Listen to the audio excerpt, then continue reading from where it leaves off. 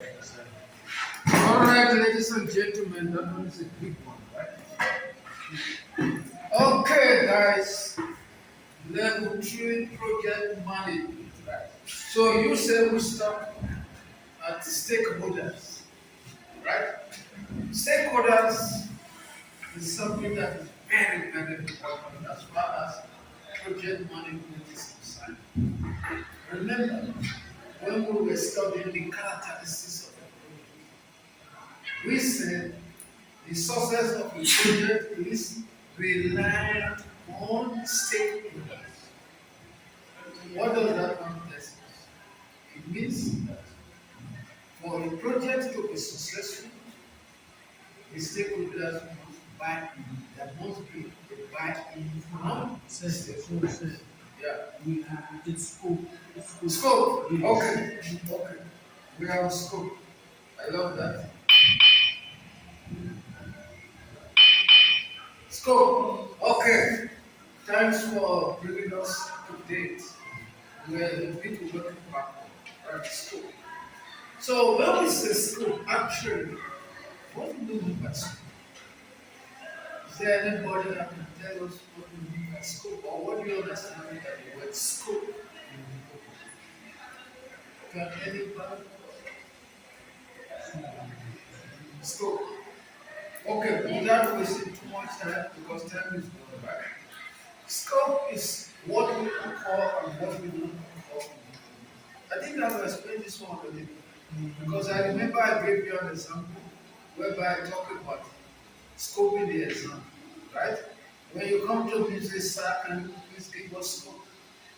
What are you asking? In other words, you are asking me or who wants to know where you need to ask.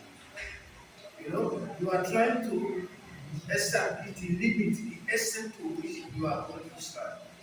Right? It's the same thing. Right? Scope, it defines, delimits in terms of what needs to be done and what that looks implied but not going to be done. Right? So that is what it means.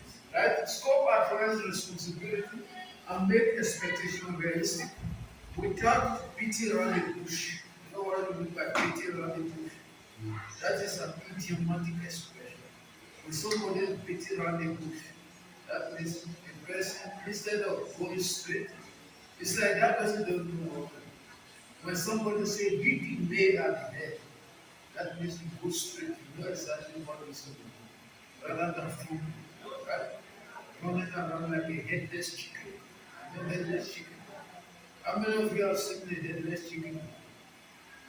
You see how it comes out aimlessly. So when you know the scope of the project, you don't walk around aimlessly. You know what I mean by aimlessly without aim, right? Okay. Very good. Now we can as well say the scope having direct impact on both the duration and cost of the project. So what type of implications are we talking about? Or the impact? What it means is that, for example, if you don't know exactly what needs to be done, you start beating on the bush, right? You're wasting time, you're wasting energy, you're wasting resources, you're wasting information, right? So when the scope is defined, you know exactly what needs to be done. You do exactly what is required, right? By doing that, you will be obliged to work within the framework of the resources, within the framework of the cost, without overseeing. That is what we are talking about. Then we got two aspects of school. I know I've explained this thing before, but I'm not going to explain it in detail now. I've just said like a kind of summary, right? So we got the product scope, which actually detail out the description of the result of the project. When we say description, what are we talking about? We are talking about the outcomes of the project, how the outcome is going to look like. Then we have scope of what needs to be done, right? In the project, in other words, it outlines the various activities that needs to be done. You need to know what needs to be done. Otherwise, you will not be able to do what is required. And if you fail to do what is required, then you compromise what? the outcome of the project as well as the objectives. That is what we are talking about. Then we've got two important aspects of scope. Scope change. Scope change is something that is very important as far as project is concerned. As we do know, and I know you know, that change is inevitable. Right? What do I mean by change is inevitable? There is no way you can avoid that change. It always happens. Being human, being dynamic as we are, being dynamic in nature, there is always going to be changes. Change or change. It's only when God says something that it remains like that, it happens exactly as it was promised. We human beings, we are imperfect. Right? You know what is going to happen in the next 30 minutes. Nobody will know. Right? You see, when you came here today, your hope was that by 12 o'clock, they will be presenting you an award. Yeah. Maybe that was what they told you, right? 12 o'clock. Right? It's 12 o'clock, is not happening. If you see the change, now we are saying it's going to start there by half past. Perhaps it's not even starting by half past. Did you see how it is? What you are going to do is a typical of a project. Do you know what that presentation of an award is a project? You know, it's a problem, right? Now you see there are changes, changing in terms of the time. It's not happening by 12 o'clock. You see, these are the things we are talking about that we need to consider when we are dealing in the project environment. So any change in the definition of the project or the product is a scope, and scope change can result from changes. Okay, now what I would like to say in terms of this one. Scripture. Right. For example, you were supposed to be gathering there by 12 right, to receive your award as a project. So what is happening? You are sitting down here with me without you being there. This is scripture. What has prompted it? Perhaps maybe there was something that happened that made them want to start, right? Right? 12. So in the project environment is the same thing. Now you look at the change or the changes could be, for example, the client's need. The client said, no, I don't want this aspect to be incorporated in the project. I want another one. For example, let's say you've got a project of a building. The client say, I don't need an aluminum window. I want you to put a steel window. It's a sculpture. The scope can change. You understand what I mean? Okay, let me come down again to your simple project of education. Maybe the campus manager said, no, we cannot start half past 12 because we are taking too much of tuition time. If the department hear about that, the department will not be here. So let's push you forward a little bit, perhaps half past 12 or 1 o'clock. That is why you are still sitting.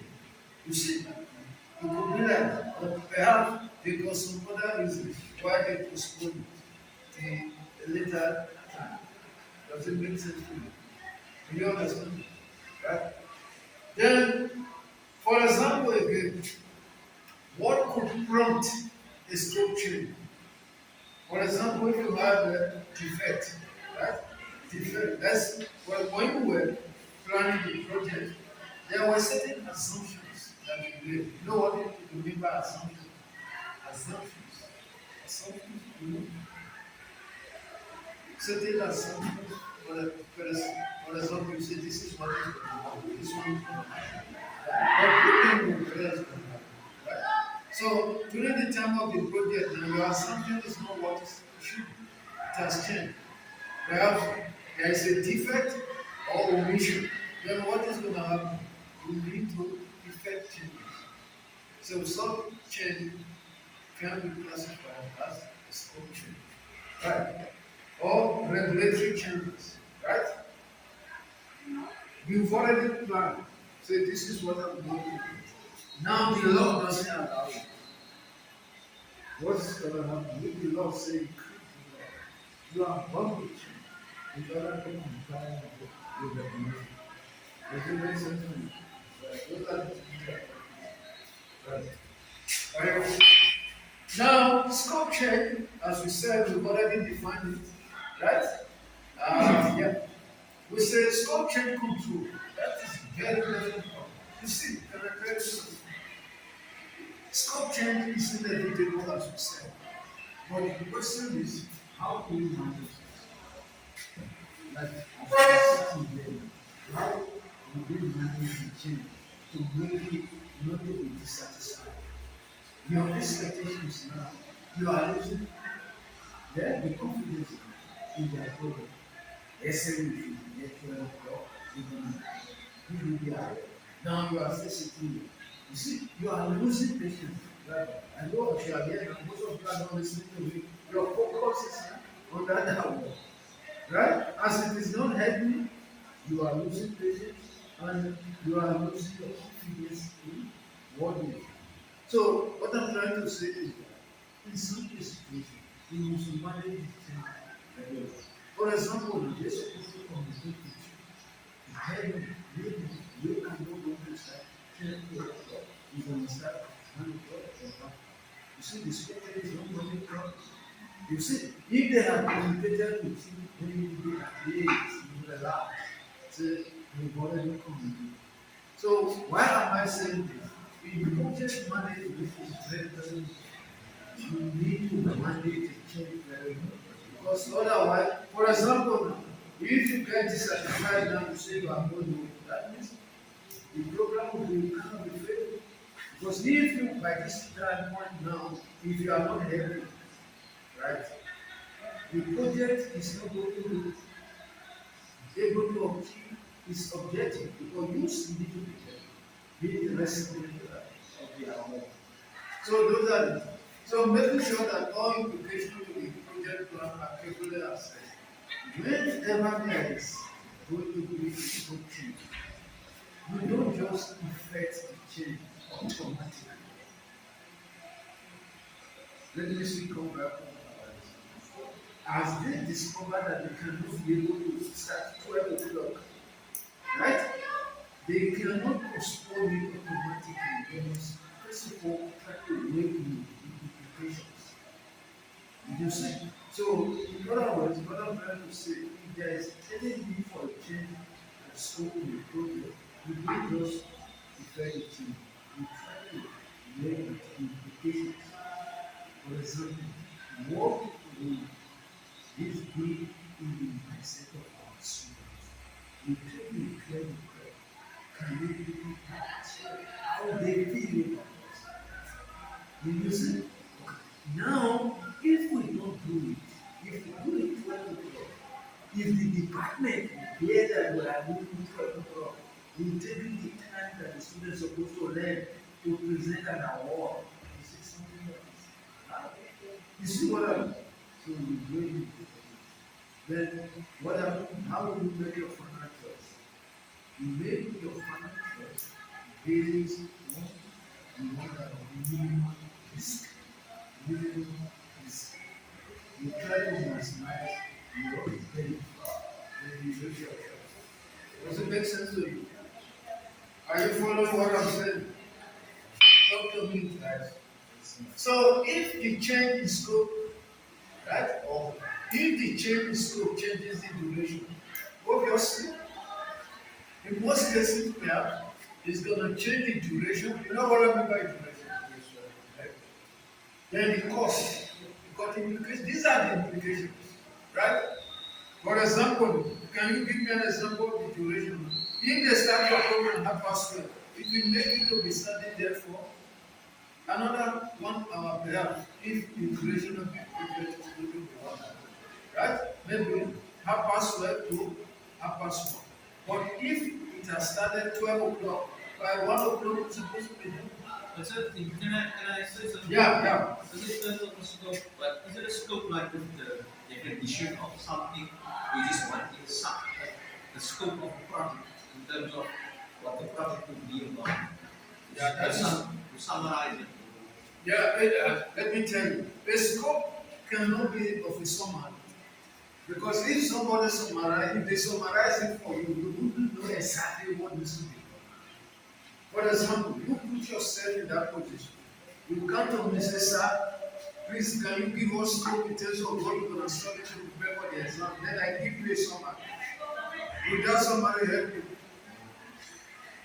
You see, it must be in detail. As you said, first of all, you should be able to describe the product. Yes, as you said, how the product will look like, the outcome of the product. Right? The scope needs to define that. Right. Besides that, you know, you need to be able to define as per the scope in detail what needs to be done. Do you understand what I mean? Because when you define the outcome, okay, this is how it's gonna look like, you know.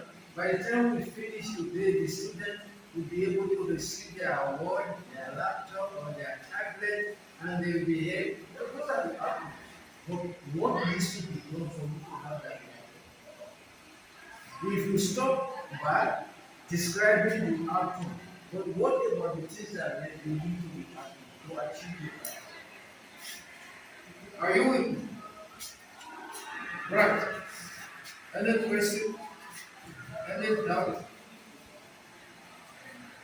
Alright. I know your mind is not here, but anyhow, no problem. Okay, let's see this. If the scope change has to occur, then the overall cost and duration of the program, right, may need to change as well, obviously, right? The scope change, it has to be fitted, and it has, obviously, it will impact on the cost and the resources. Scope creep. I like this. Can you pronounce it? Creep. Yeah, scope creep. You know, when they say something creep in, you see, it comes in slowly. You see, this is from that term. So, what we call is scope creep, right? This is the type of changes. Right, look at it. Changes in the project. Once the project work has started, you started it, then you see that some changes are coming in gradually, gradually. That's what we call it the scope. But the question is, how do you deal with it? Right? Usually, this occurs, right, as the addition of a few aspects to an already approved list. Or something. Look at how it comes. You've already got your approved list. This is what I'm going to establish. You've already seen it. Right? Now, as the project is being executed, you see small changes in here. Can we just you will okay, let me say like a grading part, right? You've already made a list. This is what I'm going to buy. Right? Okay. Now, when you come out to buy, to do your shopping, now you say, I didn't calculate this one, I didn't do it. But when you can just add it, any additional stuff is taking this. Right? It's going to affect your cost. So that is what we are doing. So usually, as you said, this occur as a result of a few aspects or additional to or what was already approved. So often the project team we are doing to small addition to keep the project sponsors happy. But one must be very careful of not allowing the project over time. So this small stuff that is creeping in, how do you call it? I think in how do you call small states in Kosa? You don't speak Kosa. Huh? You don't understand Kosa. What is yeah, yeah, all those small changes that will become. Sometimes you might like to do it to really to please, but most especially if she's gonna add more value, right, to the project. You might like to do it to keep the project sponsored. But you must be very careful that they said too much when you add too much salt to the food, what happens? It's making to be too salty and you can spoil it. So those are the things that we need to take consideration. Then scope verification is about you ensuring that all project deliverables have been completed satisfactorily. From here, I would like to ask you, what do you mean by project deliverables. Project deliverables.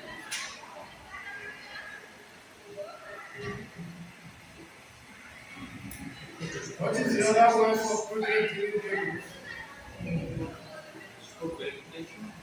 Yeah. Scope verification is a way of you making sure that all the project deliverables are done satisfactorily. You see the language there? Underline satisfactorily. They are not saying that all project deliverables have been completed. There is another adjective to qualify. They say satisfactorily. That is very powerful. Satisfactorily means that both parties, all the stakeholders, will all agree that at a goal, if I arrive at certain compromise that it is that needed to be done in a way being able to satisfy or to meet the outcomes of the objective.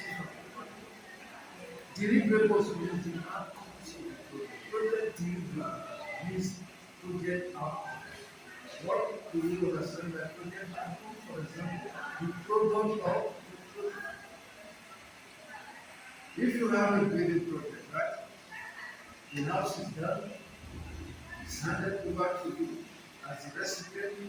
Now, when it is ready, the proof is leaking. Is that something? Can you call that satisfactory? No, you won't get it. So, so in terms of scope verification, before that house is handed over to you, somebody or group of individuals must go there to check. Plastic, is it done right? Okay. The ceiling, all right. The electricity, the fluorescent, is it properly installed? They got a checklist. No checklist. They will very checklist to tick out those stuff. So once they find out things that perhaps not properly done, then they will say it is one to notify. Now, after the notification, we call it defect liability. Right? Once that one is done, right? Are you with me? All right. Now, risk. What is risk? Risk. Risk in a project. We're talking about things, events that you envisage will occur.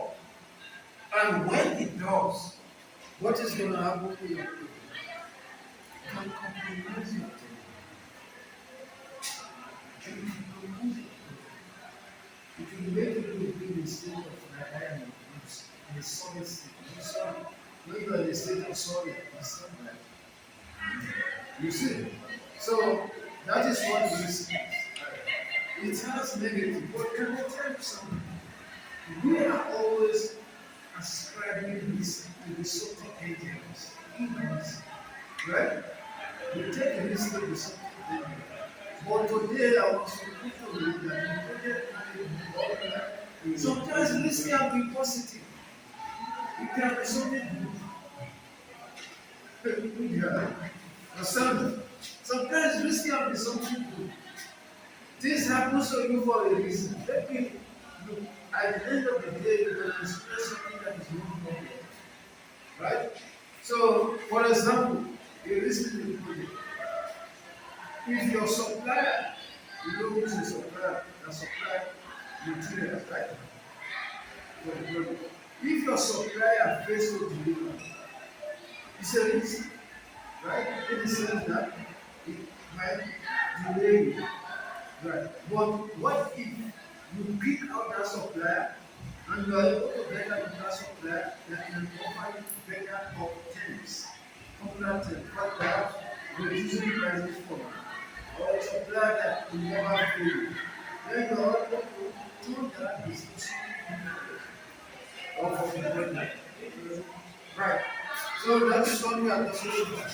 That risks are negative, which adversely affect the project. But in other ways, it could be positive. Positive things which affect the project, they also be considered positive. But in any case, Um, in any case, risk poses great challenges to you, whether positive or negative, whether positive or negative, it presents a great challenge to the problem. And you must be careful. Those challenges need to be managed.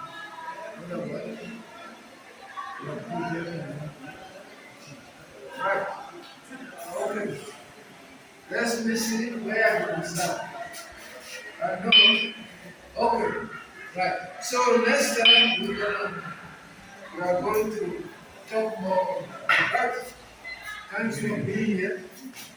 I know most of you lost your patience a long time ago because you also that award, don't worry, you are going to be given, right? So let's stop here and call it a day.